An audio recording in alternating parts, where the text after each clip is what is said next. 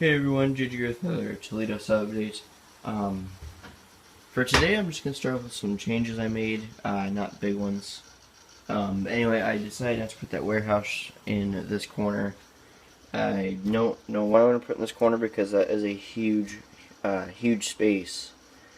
So I may do an expansion of a town scene, maybe a town square. Any ideas would be appreciated because this is all yard lead right here. So as you can see, I kind of started thinking, but like tracks like this are gonna have to go way around, and I don't really know about that.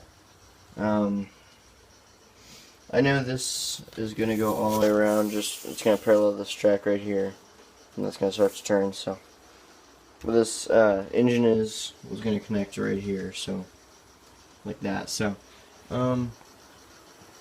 I think that's it with changes. Oh, nope, there's one more. Okay, I'll get you over there when I get there. I am going to do all throw switches until I get toward the switch machines, because right now I'm having to nail my, focus? I don't know if you guys can see I have the little black nail right there. I'm having to nail all my turnouts, because each one has a little hole in it, as you can see. Right there, maybe. Yeah, you can see that little hole, so I'm basically just driving a little Atlas track spike through that. But anyway, I think I will be able to fit the switch machine here. I did trim off some edges, and right there is its farthest position, so it will work. I'm actually going to do that, but right now I don't have an extension cord for the hot glue gun. So anyway, I'm getting some more rolling stock out slowly. As you can see, this Athearn ready to roll Ferroster AC 4400. I like it. I think I'm gonna get a CSX well, still train of thought. Okay. I think I'm gonna get an Atlas. Dang it, an Athearn CSX shell for it instead from eBay or something. Because I don't know, I just really want more CSX power, but I will keep that just as rentals later on when I have extra engines. Can't wait till I have extra engines to say, oh, I have a few extra engines. Right now I have literally 2 that are DCC ready, and they're not compatible with each other because I don't know how to do speed tables. Another change I made, which is a rather big one, I am changing from NCE to Easy DCC because that's what all my friends use. Not trying to copy them, but it seems to have worked very well for Phil, Chip, and Bruce, so I think I'm going to do what they do and go with that. Also, they just released a new controller that looks really nice too, because I've used all of the Easy DCC controllers, all 2 models, except the new one, so it looks kind of neat. It's like a mix of the old with the dial version, and then with the new one, it's like a box, real weird looking, with the loco number and stuff like that on it. But anyway, started the diamond track. I got these 2 pieces of flex track done. This is glued down, and excuse me, and that is glued down, not the switch. I did put some plastic rail joiners on here because I want this section dead if that switch were ever to mess up.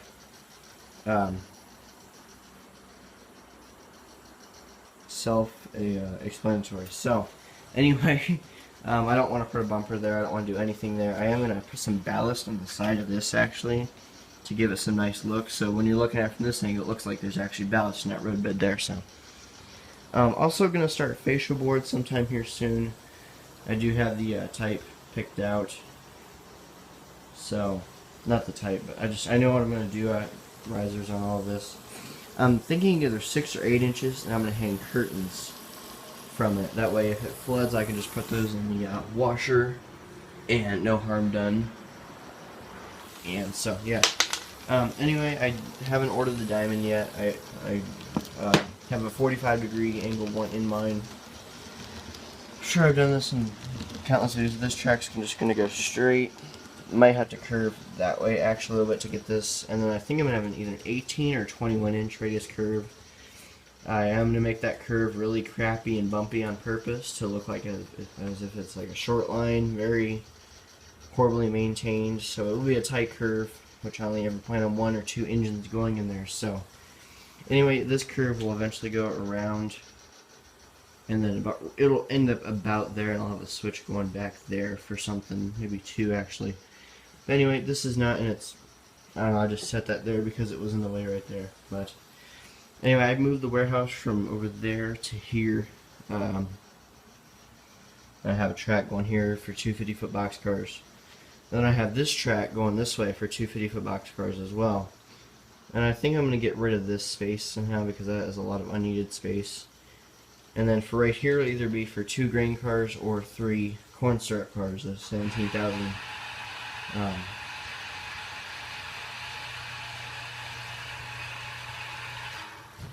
Those 17,000 gallon corn syrup cars or whatever they are. And think about having a storage track right here, but I don't want to have 3 tracks devoted to an industry. But anyway, I don't think you guys have seen this out of the box like this anyway. I'm not sure. My short-term memory is awful. So anyway, I do want a road here going that way, and then for grain trucks, the semis, to go this way next to the grain elevator. And I think I'm going to have 3 or 4 tracks right here. They'll look kind of like this. They won't be this close to their put them back farther, and they'll all be even too. So I might extend the last 2 more because that's like half a car length and almost a full car length right there. So, but I don't want to get too close to the tracks. So yeah. I am doing a custom grain elevator for over here. I'm probably said that 20 times. So this update's starting to run a bit long. Nothing's changed over here. Oh yes, this is glued down. So let me move that back. This is glued down since last update, and the switch machine is down. So that's pretty much it for over here. One more thing to cover, and then I'll go ahead and end this video. I don't like it when my videos run over 7 minutes because I know, well, I don't know, but I don't like listening to my own videos. Listening to them when I edit them is bad enough. I don't like the sound of my voice on camera. It sounds so much weirder and different, I guess. I don't know, it kind of sounds the same. It just, I don't know. I don't like hearing myself talk, so that's why I don't like rambling down here on and on like I'm doing right now. So I'm going to stop. I got this glued down. This curve turned out finally. Probably said that for the last 4 or 5 updates that I wanted to, but I finally got glued down. What I'm thinking of fixing this right here is something like this. Gluing that, like, well, not like that, but something like that. I did try that, but the first time I bumped it, it messed it up, so I might try a super glue or something along the lines of that to keep those down. But I am going to label this part 1 because what I plan on doing tomorrow is running the bus underneath all of this, and then hopefully getting some feeder wire. I won't be doing any soldering for a few weeks, but I am going to get the feeder wire, all the holes drilled underneath.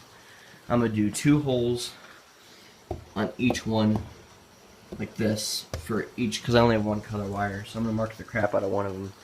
But this update is running really long, especially for a part 1. I thank you guys for watching. I'm going to get back to work.